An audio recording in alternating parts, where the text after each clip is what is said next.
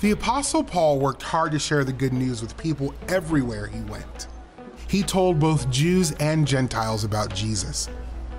Paul also wanted to make sure that people did not believe things that were not true. To help them know what is true, Paul wrote a letter to the believers at the church of Galatia.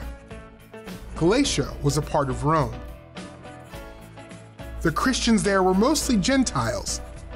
In his letter, Paul told the believers about Peter's poor choice. Peter was a follower of Jesus. He knew that God accepted Gentiles and Jews, and he ate meals with the Gentile believers.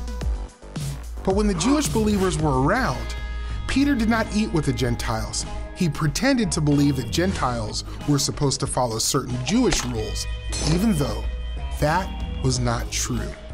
Paul wrote that Peter was wrong to do that. Peter let people, instead of God, push him toward acting a certain way.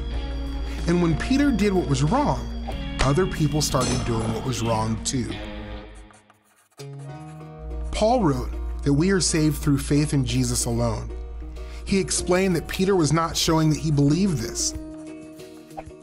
Paul met with Peter and said in front of everyone there that God does not accept people because they follow his law or obey certain rules. So why would Peter want the Gentiles to obey all the Jewish rules? God accepts both Jews and Gentiles who have faith in Jesus. The law showed Paul that he needed Jesus to save him from sin. Because of Jesus, Paul and Peter and every other believer can choose to live for God. Paul wrote to the believers, "Now my old way of living is dead, as if I too were crucified with Jesus. Jesus gave me new life." Faith in Jesus means saying no to sin. It means trusting in Jesus alone for forgiveness and eternal life. Faith means remembering God's grace and kindness towards sinners. If we could be saved by obeying the law, said Paul, Jesus did not need to die. Peter was wrong to separate himself from the Gentiles.